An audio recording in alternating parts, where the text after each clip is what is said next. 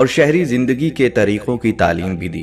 اس کے ساتھ ساتھ انہوں نے قلم سے لکھنا اور کپڑے سینے کا طریقہ بھی ایجاد کیا۔ وہ بے حد غور و فکر کرنے والے پیغمبر تھے جنہوں نے اپنی عقل و حکمت سے اسلحہ بھی ایجاد کیا اور ناپ تول کے طریقے بھی لوگوں کو سکھائے۔ انہوں نے اپنی امت کو یہ پیشین گوئی بھی کی کہ ان کی طرح بہت سے انبیاء کرام تشریف لائیں گے جو سب کے سب پاک ہوں گے اور اللہ کے دین کو رائج کریں گے۔ وہ قدرے غصے والے پیغمبر بھی تھے۔ ان سچے اور عقل و ذہانت والے پیغمبر کا نام حضرت ادریس علیہ السلام تھا۔ آج کی اس ویڈیو میں ہم آپ کو بتائیں گے کہ حضرت ادریس علیہ السلام کا حضرت آدم علیہ السلام اور حضرت شیث علیہ السلام سے کیا رشتہ تھا، اور حضرت ادریس علیہ السلام کے بعد کون سے نبی آئے، انہوں نے کس کے خلاف جہاد کیا اور ان کی کیا کیا نمایاں خصوصیات ہیں۔ آپ سے گزارش ہے کہ ویڈیو کو آخر تک لازمی دیکھیے گا۔ ناظرین اکرام، حضرت آدم علیہ السلام اللہ کے پہلے پیغمبر تھے جو زمین پر انسانی بستیاں بسانے والے اولین فرد تھے، اس لیے انہیں ابو البشر بھی کہا جاتا ہے۔ جب حضرت آدم علیہ السلام جنت سے نکالے گئے تو ان کے ساتھ جنت سے ہر قسم کے بیج اور موسیٰ علیہ السلام کا 10 گز لمبا عصا اور درختوں کے بھی طرح طرح کے بیج آئے تھے، لیکن حضرت آدم علیہ السلام خطا کی ندامت، شرمندگی اور توبہ کی فکر میں پریشان رہتے تھے۔ ابلیس لعین نے اس موقع کو غنیمت جان کر اپنا ہاتھ ان بیجوں پر پھیرا۔ جس بیج کو شیطان لعین کا ہاتھ لگا وہ بے فائدہ ہو گیا، اور جو اس کے ہاتھ سے بچ گیا وہ فائدہ مند ہو گیا۔ جب حضرت آدم علیہ السلام جنت سے اترے تو عرض کیا، یا الہی، یہاں کوئی تسبیح و تحلیل اور تیری تقدیس بیان کرنے والا نظر نہیں آتا، اور نہ ہی کوئی عبادت گاہ ہے۔ پروردگار عالم نے جبرائیل علیہ السلام کو وہاں بھیجا۔ بیت المعمور کے برابر جہاں خانہ کعبہ ہے، وہاں جبرائیل علیہ السلام نے اپنا پر مارا تو 7ویں زمین کے نیچے سے اوپر تک بنیاد پڑ گئی، جس کو فرشتوں نے بڑے بڑے پتھروں سے پر کیا۔ وہ ایسے پتھر تھے جنہیں 10 آدمی مل کر بھی اٹھا نہ سکتے تھے۔ یہ پتھر کوہ لبنان، کوہ طور، سینا، کوہ جودی اور کوہ ہیرا سے لائے گئے تھے۔ اسی بنیاد پر بیت المعمور کو نازل فرما کر ٹکایا گیا تھا تاکہ اس کے ارد گرد آدم علیہ السلام اور ان کی اولاد طواف کریں۔ جب حضرت آدم علیہ السلام اور بی بی حوا کی توبہ قبول ہو گئی تو انہیں اطمینان ہو گیا، زندگی چین اور سکون سے بسر کرنے لگے، تو بی بی حوا کے بطن سے جوڑا جوڑا بچے پیدا ہونے لگے۔ حضرت آدم علیہ السلام اللہ تعالیٰ کے حکم سے جس بھائی کے ساتھ بہن پیدا ہوتی تھی دوسرے جوڑے سے اس کا نکاح کر دیتے تھے۔ سب سے بڑے قابیل کے ساتھ جو لڑکی پیدا ہوئی اس کا نام اقلیمہ تھا۔ وہ نہایت خوبصورت تھی، اس لیے قابیل اس سے دستبردار ہونے کو تیار نہ ہوا، حالانکہ حابیل اس لڑکی کا حقدار تھا۔ حضرت آدم علیہ السلام نے ان کے جھگڑے کو دیکھ کر انہیں اللہ کے حضور اپنی قربانیاں پیش کرنے کا حکم دیا کہ دونوں میں سے جس کی قربانی قبول ہوگی وہ اقلیمہ کو پا سکے گا۔ قربانی کے قبول ہونے کی نشانی یہ تھی کہ اللہ کی طرف سے آگ آ کر اس قربانی کو جلا جاتی، جس سے پتہ چل جاتا تھا کہ بارگاہ الہی میں قربانی کی قبولیت ہو گئی ہے۔ چنانچہ بحکم خدا حابیل کی قربانی قبول ہوئی، جس نے قابیل کو غضبناک کر دیا۔ اس نے غم و غصے سے مغلوب ہو کر حابیل سے کہا، اب میں تجھے قتل کر دوں گا، جیسا کہ قرآن کریم میں ارشاد باری تعالیٰ ہے۔ اور اے پیغمبر، ان کے سامنے آدم کے 2 بیٹوں کا واقعہ ٹھیک ٹھیک پڑھ کر سناؤ۔ جب دونوں نے ایک ایک قربانی پیش کی تھی اور ان میں سے ایک کی قربانی قبول ہو گئی اور دوسرے کی قبول نہ ہوئی، اس دوسرے نے پہلے سے کہا میں تجھے قتل کر ڈالوں گا۔ پہلے نے کہا اللہ تو ان لوگوں سے قربانی قبول کرتا ہے جو متقی ہوں، اگر تم نے مجھے قتل کرنے کو اپنا ہاتھ بڑھایا تب بھی میں تمہیں قتل کرنے کو اپنا ہاتھ نہیں بڑھاؤں گا۔ میں تو اللہ رب العالمین سے ڈرتا ہوں، میں تو یہ چاہتا ہوں کہ انجام کار تم اپنے اور میرے دونوں کے گناہ میں پکڑے جاؤ اور دوزخیوں میں شامل ہو، اور یہی ظالموں کی سزا ہے۔ آخر کار اس کے نفس نے اس کو اپنے بھائی کے قتل پر آمادہ کر لیا، چنانچہ اس نے اپنے بھائی کو قتل کر ڈالا اور نامرادوں میں شامل ہو گیا۔ کہتے ہیں کہ جنگل میں حابیل ایک پتھر پر سر رکھ کر سویا ہوا تھا کہ قابیل نے اوپر سے دوسرے پتھر سے مار کر شہید کر دیا، لیکن قتل کرنے کے بعد اس کی لاش کو چھپانے کا طریقہ نہیں جانتا تھا، کیونکہ اس سے پہلے آدم علیہ السلام کی اولاد میں سے کوئی فوت نہیں ہوا تھا، اس لیے قابیل حیران اور پریشان تھا کہ اب کیا کرے۔ پھر اللہ تعالیٰ نے مہربانی فرما کر ایک کوے کو بھیجا۔ بعض کہتے ہیں کہ 2 کوے تھے، ایک نے دوسرے کو مارا، پھر زمین کرید کرید کر گڑھا بنایا، پھر اس میں اس مردہ کو رکھا اور اس پر مٹی ڈال دی، جیسا کہ فرمان باری تعالیٰ ہے۔ پھر اللہ نے ایک کوا بھیجا جو زمین کھودنے لگا تاکہ اسے دکھائے کہ وہ اپنے بھائی کی لاش کیسے چھپائے۔ یہ دیکھ کر وہ بولا، ہائے افسوس، کیا میں اس کوے جیسا بھی نہ ہو سکا کہ اپنے بھائی کی لاش چھپا دیتا۔ اس طرح بعد میں وہ بڑا شرمندہ ہوا۔ حدیث مبارکہ میں آتا ہے کہ رسول اللہ صلی اللہ علیہ وآلہ وسلم نے فرمایا، جب بھی کوئی انسان ظلم سے قتل کیا جائے تو آدم علیہ السلام کے سب سے پہلے بیٹے قابیل کے نامہ اعمال میں بھی اس قتل کا گناہ لکھا جاتا ہے، کیونکہ قتل ناحق کی بنیاد سب سے پہلے اسی نے قائم کی تھی۔ حضرت حابیل کے شہید ہونے کے بعد حضرت آدم علیہ السلام غم زدہ رہتے تھے، کیونکہ یہ ان کی نسل میں پہلا واقعہ تھا، تو اللہ تعالیٰ نے اپنے فضل و کرم سے ان کو حضرت شیس علیہ السلام جیسا بیٹا عطا فرمایا تاکہ ان کی نسل سے حضرت محمد صلی اللہ علیہ وآلہ وسلم پیدا کیے جائیں۔ حضرت شیس علیہ السلام پر کچھ صحیفے بھی اترے۔ حضرت آدم علیہ السلام نے وصیت فرمائی تھی کہ حضرت نوح علیہ السلام کا زمانہ پاؤ تو میرے جسد کو کشتی نوح میں رکھ دینا، ورنہ اپنی اولاد کو نصیحت کر دینا۔ معراج النبوت میں ہے کہ حضرت شیس علیہ السلام حضرت آدم علیہ السلام کی تمام اولاد سے زیادہ حسین اور خوبصورت تھے اور تمام ظاہری اور باطنی کمالات سے پر تھے، اور آپ کی پیشانی میں نور محمد صلی اللہ علیہ وآلہ وسلم سورج کی طرح چمکتا تھا۔ ان سے آدم علیہ السلام سے نور محمدی صلی اللہ علیہ وآلہ وسلم کی حفاظت کے بارے میں ایک عہد نامہ تحریر کروایا تھا تاکہ نور محمدی کو پاک رحموں اور پاک پشتوں میں پہنچایا جائے، اس عہد نامے پر عمل کیا جائے اور اس عہد نامہ کو ایک دوسرے تک پہنچایا جائے۔ چنانچہ اسی طرح کیا گیا۔ حابیل کی شہادت سے 5 سال بعد ہی حضرت شیس علیہ السلام پیدا ہوئے تھے، اور حسن و خوبصورتی حضرت شیس علیہ السلام کی حضرت آدم علیہ السلام کی مشابہ تھی۔ حضرت آدم علیہ السلام نے قبل از وفات شیس علیہ السلام کو اپنا ولی عہد بنا دیا تھا۔ حضرت شیس علیہ السلام حضرت آدم سے جنت کی خوبیاں ہمیشہ سنتے رہتے تھے اور آسمانی صحیفے کے مضمون بھی دریافت کرتے رہتے تھے، اس لیے دنیاوی لذتیں اور لوگوں سے تنہائی اختیار کر لی تھی، اکثر عبادت میں مشغول رہتے۔ حضرت شیس علیہ السلام کے زمانے میں لوگ 2 قسم کے تھے، ایک حضرت شیس علیہ السلام کی تابعداری میں تھے، آپ کی نصیحت سے سیدھے راستے پر تھے، اور دوسرا گروہ قابیل کی اولاد کی تابعداری میں مشغول تھا۔ حضرت شیس علیہ السلام کی نصیحتیں تھی کہ مومن حقیقی وہ ہوتا ہے جس میں یہ خصلتیں پائی جائیں، جو خدا کو پہچانے، نیک اور بد کو پہچانے، بادشاہ وقت کا حکم مانے، ماں باپ کا حق پہچانے اور ان کی خدمت کرے، ان کے ساتھ صلہ رحمی کرے اور لوگوں سے نیکی اور محبت کرے، غصے کو زیادہ نہ بڑھائے، محتاجوں اور مسکینوں کو کھانا کھلائے، ان پر رحم کرے، گناہوں سے پرہیز کرتا رہے، مصیبتوں پر صبر کرے اور نعمت الہی پر شکر کرے۔ تفسیر عزیزی میں ہے کہ ان پر 50 صحیفے اترے تھے۔ حضرت شیس علیہ السلام کا ذکر قرآن پاک میں کہیں نہیں، بعض کتابوں میں آپ کی عمر 912 سال بتائی گئی ہے۔ حضرت ادریس علیہ السلام حضرت آدم علیہ السلام کی نسل میں سے تھے، اور ان کے آباء میں حضرت شیس علیہ السلام بھی شامل تھے، جن کے بعد نبوت حضرت ادریس علیہ السلام کو ملی۔ آپ علیہ السلام حضرت شیس علیہ السلام کے بیٹے انوش کی نسل میں سے ہیں۔ آپ کے والد کا نام یارد اور والدہ کا نام برقانہ تھا۔ آپ کی بیوی کا نام آدنہ تھا۔ آپ کا ایک بیٹا بھی تھا جس کا نام متوشالخ تھا۔ ادریس علیہ السلام حضرت نوح علیہ السلام کے پردادا بھی ہیں۔ آپ علیہ السلام کا اصل نام اخنو یا ہنوک تھا۔ آپ کا لقب ادریس ہے۔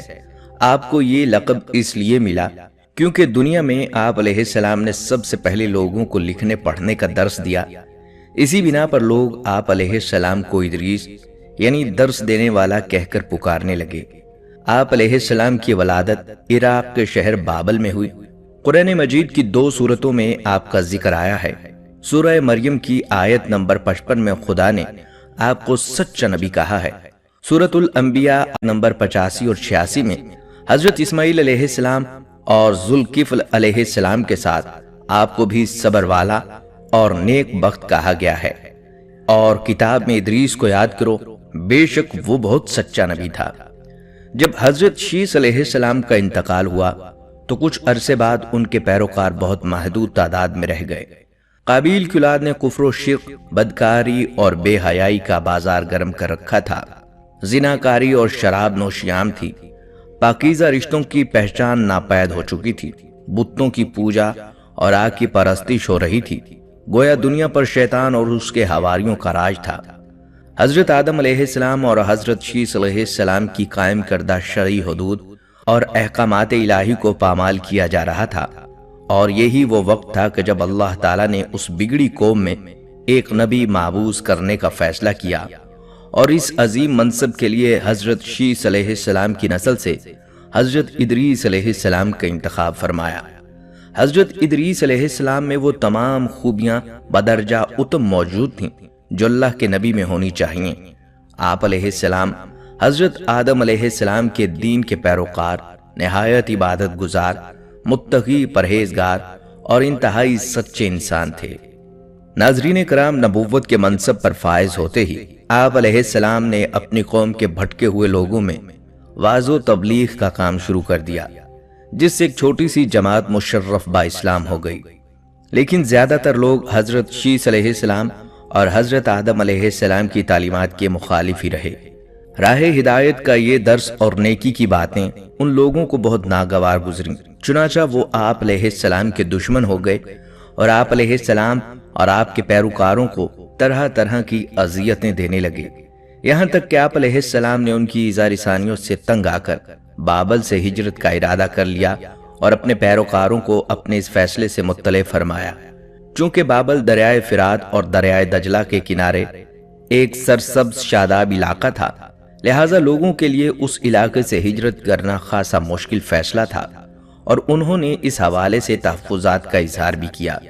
لیکن پھر حضرت ادریس کے سمجھانے پر وہ لوگ آپ علیہ السلام کے ساتھ ہجرت پر تیار ہو گئے۔ حضرت ادریس علیہ السلام اور ان کے پیروکاروں نے بابل سے مصر کا رخ کیا اور دریائے نیل کے کنارے آباد ہو گئے، جو بابل سے بھی زیادہ سرسبز اور شاداب علاقہ تھا۔ حضرت ادریس علیہ السلام نے یہاں کے لوگوں میں درس و تبلیغ کے کام کو جاری رکھا۔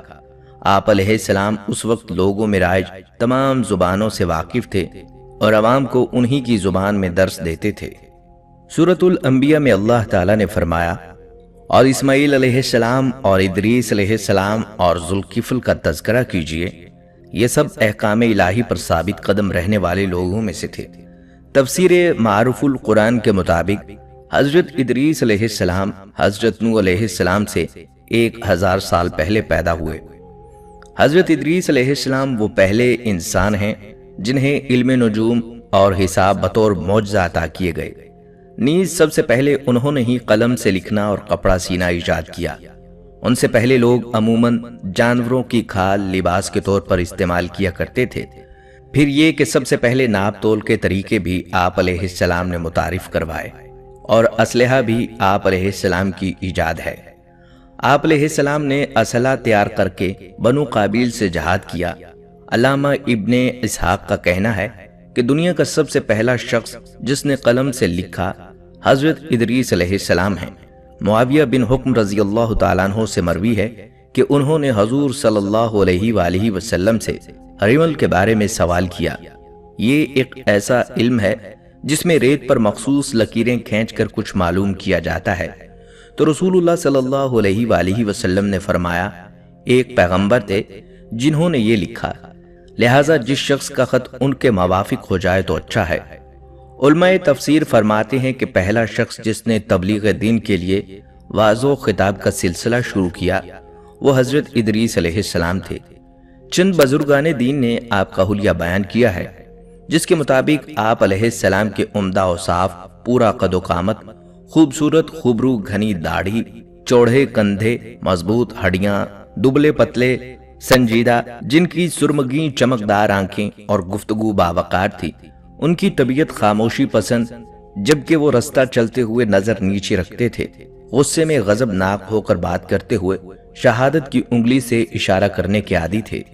اللہ تعالیٰ کے سامنے نذر و قربانی پیش کرنے کے لیے ان کے یہاں 3 چیزیں اہمیت رکھتی تھیں: خوشبوؤں کی دھونی، جانوروں کی قربانی اور شراب، اور ان کے علاوہ میووں، پھلوں اور پھولوں وغیرہ میں موسم کی پہلی چیز کی نظر ضروری تھی، اور میووں میں سیب کو، اناج میں گہیوں کو اور پھولوں میں سے گلاب کو ترجیح حاصل تھی۔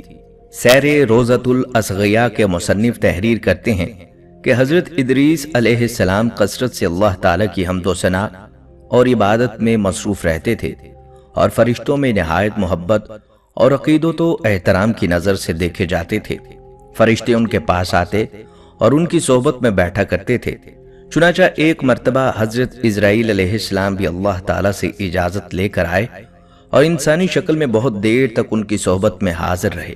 حضرت ادریس علیہ السلام کو جب معلوم ہوا کہ یہ کوئی انسان نہیں بلکہ حضرت اسرائیل علیہ السلام ہیں اور روح قبض کرنے کی خدمات پر مامور ہیں، تو آپ علیہ السلام نے ان سے فرمایا کہ میرا دل چاہتا ہے کہ تم مجھے موت کا ذائقہ چکھاؤ۔ اس پر حضرت اسرائیل علیہ السلام نے اللہ کی اجازت سے ان کی روح نکالی اور پھر واپس کر دی۔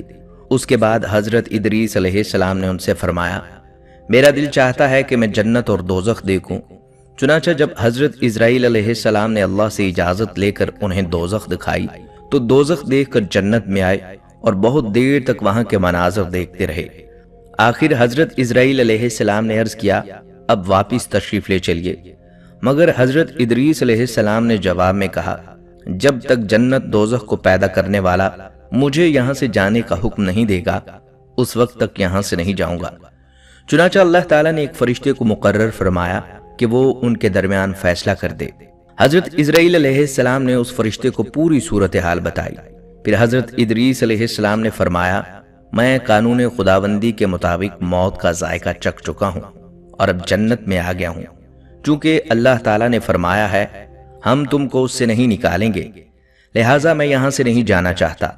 حضرت کعب احبار کی روایت ہے کہ فرشتے نے اللہ تعالیٰ کے حکم سے فیصلہ کیا، اچھا آپ علیہ السلام چھٹے آسمان پر رہیے اور فرشتوں کے ساتھ عبادت کیجیے۔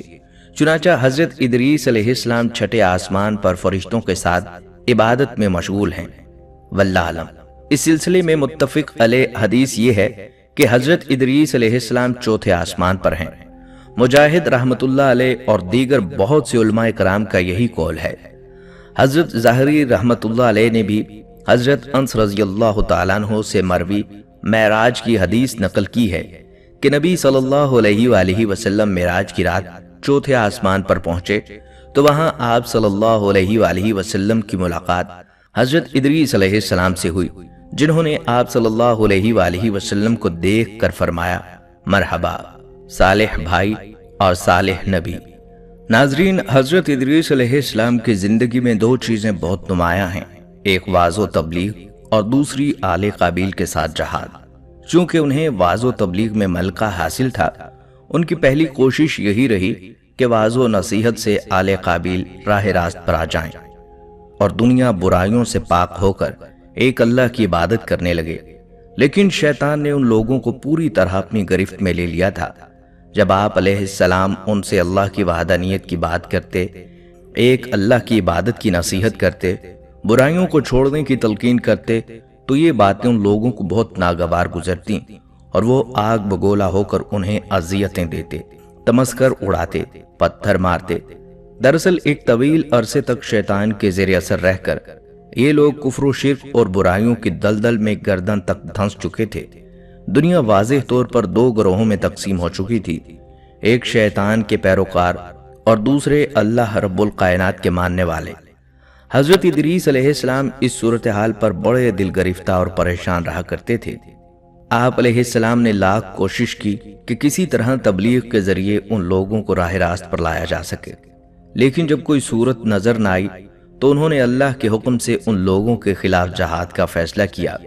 انہوں نے اللہ اور اس کے پیغمبر پر ایمان رکھنے والے نوجوانوں کی ایک جماعت کے ساتھ آل قابیل کے ساتھ جہاد کیا، جس میں اللہ تعالیٰ نے انہیں کامیابی عطا فرمائی اور بہت سے لوگ دین حق کی جانب راغب ہو گئے۔ حضرت ادریس نے اپنی امت کو یہ بھی بتایا کہ میری طرح اس عالم کی دینی دنیاوی اصلاح کے لیے بہت سے انبیاء کرام تشریف لائیں گے اور ان کی نمایاں خصوصیات یہ ہوں گی: وہ ہر بری بات سے بری اور پاک ہوں گے، قابل ستائش اور فضائل میں کامل ہوں گے، زمین و آسمان کے احوال سے اور ان کے امور سے کہ جن میں کائنات کے لیے شفا ہے، زمین و آسمان کے احوال سے اور ان امور سے کہ جن میں کائنات کے لیے شفا ہے یا مرض، وحی الہی کے ذریعے اس سے واقف ہوں گے کہ کوئی سوالی خالی ہاتھ نہ رہے گا۔ وہ مستجاب الدعوات ہوں گے اور ان کے مذہب کے دعوت کا خلاصہ اصلاح کائنات ہوگا۔ بلال بن سیار کہتے ہیں کہ حضرت ابن عباس رضی اللہ تعالیٰ عنہ نے حضرت قعب سے پوچھا کہ قرآن پاک کی اس آیت یعنی ہم نے ان کو اونچی جگہ اٹھا لیا کا کیا مطلب ہے؟ تو حضرت قعب رضی اللہ تعالیٰ عنہ نے فرمایا، اللہ تعالیٰ نے جب حضرت ادریس علیہ السلام کی طرف وحی بھیجی کہ میں تمہیں ہر روز تمام بنی آدم کے اعمال کے برابر درجات دیتا ہوں، اس سے مراد اس زمانے کے تمام بنی آدم ہیں، تو حضرت ادریس علیہ السلام نے چاہا کہ پھر تو اعمال میں اور اضافہ ہونا چاہیے۔ لہٰذا جب ان کے پاس فرشتے آئے تو انہوں نے وحی کا ذکر کرتے ہوئے کہا، میں چاہتا ہوں کہ ملک الموت سے بات کروں اور پوچھوں کہ کب تک میری زندگی باقی ہے۔ فرشتے نے حضرت ادریس علیہ السلام کو اپنے پروں پر اٹھا لیا اور انہیں لے کر آسمان کی طرف بلند ہو گیا۔ جب وہ چوتھے آسمان پر پہنچے تو ان کی ملک الموت سے ملاقات ہو گئی جو نیچے اتر رہے تھے۔ حضرت ادریس علیہ السلام کے دوست فرشتے نے ملک الموت سے حضرت ادریس علیہ السلام کے بارے میں ذکر کیا تو اسرائیل علیہ السلام نے پوچھا، حضرت ادریس کہاں ہیں؟ فرشتے نے جواب دیا کہ وہ میری پشت پر ہیں۔ اس پر ملک الموت نے حیرت کا اظہار کرتے ہوئے کہا، واہ، تعجب ہے، مجھے پروردگار کی طرف سے کہہ کر بھیجا گیا ہے کہ حضرت ادریس کی روح چوتھے آسمان پر قبض کر لوں، تو میں نے سوچا کہ وہ تو زمین پر ہیں، ان کی روح چوتھے آسمان پر کیسے قبض کروں؟ ابھی اسی سوچ و بچار میں تھا اور زمین پر اتر رہا تھا کہ تم انہیں لے کر چوتھے آسمان پر آ گئے، پھر ملک الموت نے ان کی روح قبض کر لی۔ ابن ابی حاتم نے اس آیت کی تفسیر میں اس حدیث کو ذکر کرتے ہوئے یہ اضافہ کیا کہ حضرت ادریس علیہ السلام نے فرشتوں سے کہا، ملک الموت سے میرے بارے میں سوال کرو کہ میری عمر کتنی باقی رہ گئی ہے، جبکہ حضرت ادریس علیہ السلام فرشتے کے ساتھ ہی تھے۔ فرشتے کے سوال پر ملک الموت نے کہا، جب تک میں انہیں دیکھ نہ لوں اس وقت تک کچھ بتا نہیں سکتا۔ پھر ملک الموت نے حضرت ادریس علیہ السلام کو دیکھ لیا تو فرشتے سے کہا، آپ مجھ سے ایسے شخص کے بارے میں سوال کر رہے ہیں جس کی زندگی پلک جھپکنے سے بھی زیادہ نہیں رہی۔ پھر فرشتے نے پر کے نیچے حضرت ادریس علیہ السلام کو دیکھا تو ان کی وفات ہو چکی تھی۔ قصص الانبیاء۔ ناظرین، حضرت ادریس علیہ السلام نے جو قواعد و ضوابط اور قانون وضع کیے وہ زمانے کے تمام طبقہ ہائے فکر کے لیے قبول تھے۔ قرائے ارض پر موجود آبادی کو انتظام و انصرام کے غرض سے 4 حصوں میں تقسیم کر کے ہر حصے کے لیے ایک حاکم مقرر فرمایا اور اس جغرافیائی تقسیم کی بنیاد پر قوانین وضع کیے۔ حضرت ادریس علیہ السلام نے جو شریعت پیش کی اس کا خلاصہ یہ ہے، پرستش کے لائق ہستی وہی ہے جس نے آسمانوں اور زمین کو پیدا کیا۔ نیک اعمال سکون آشنا زندگی سے ہم کنار کرتے ہیں۔ نمبر 3، مادی دنیا اور اس سے تعلق رکھنے والی ہر شے عارضی اور فنا ہونے والی ہے۔ نمبر 4، عدل و انصاف اور قانون کی پاسداری سے معاشرے سے نفی طرزیں ختم ہو جاتی ہیں۔ نمبر 5، شرعی احکام پر غور و فکر کے ساتھ عمل درآمد سے بہترین نتائج مرتب ہوتے ہیں۔ نمبر 6، حرام سے دل زنگ آلود ہو جاتا ہے، اس سے اجتناب کرنا چاہیے۔ نمبر 7، طہارت و پاکیزگی کا اہتمام ایمان کا حصہ ہے۔ نمبر 8، ایام بیض یعنی ہر قمری ماہ کی 13، 14 اور 15 تاریخ کے روزے رکھنا اور زکوٰۃ دینا باطنی پاکیزی اور مال و دولت کی محبت سے نجات کے لیے بہترین عمل ہے۔ نمبر 9، حضرت ادریس علیہ السلام نے اپنی امت کے لیے سال میں چند دن عید کے لیے مقرر فرمائے اور مخصوص اوقات میں نظر اور قربانی دینا فرض قرار دیا۔ شہروں میں سڑکوں کا جال بچھایا، کاروبار کے لیے مارکیٹیں بنوائی، کھیل کود کے لیے میدان بنوائے، مکانات اور دوسری عمارتوں کو نقشے کے مطابق بنانے کی پلاننگ کی۔ حضرت ادریس علیہ السلام نے علم و عمل کے اعتبار سے نوع انسانی کو 3 طبقات میں تقسیم کیا، علماء، بادشاہ، رعیت۔ حسب ترتیب ان کے مراتب مقرر فرمائے۔ علماء کو پہلا اور بلند درجہ دیا گیا، اس لیے کہ وہ اللہ تعالیٰ کے سامنے اپنے نفس کے علاوہ بادشاہ اور رعایا کے معاملات میں جواب دہ ہیں۔